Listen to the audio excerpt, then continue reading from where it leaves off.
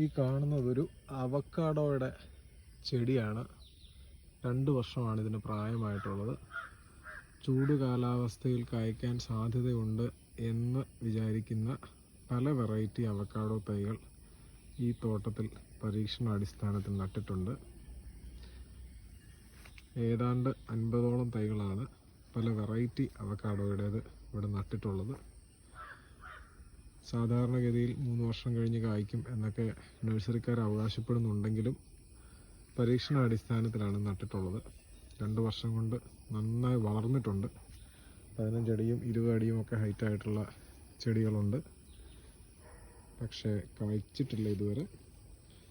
കായ്ക്കുമോ ഇല്ലയോ എന്ന് ഇനിയും 1-2 വർഷം കൂടി കാത്തിരുന്ന് കാണേണ്ടി വരും. ചുവട്ടിലൊക്കെ നന്നായിട്ട് വളം കൊടുത്ത് റെഡിയാക്കിയിട്ടിരിക്കുന്നു. കൂടുതൽ അവക്കാഡോ കൃഷി അപ്ഡേറ്റ്സിന് വേണ്ടി ചാനൽ ഫോളോ ചെയ്യുക.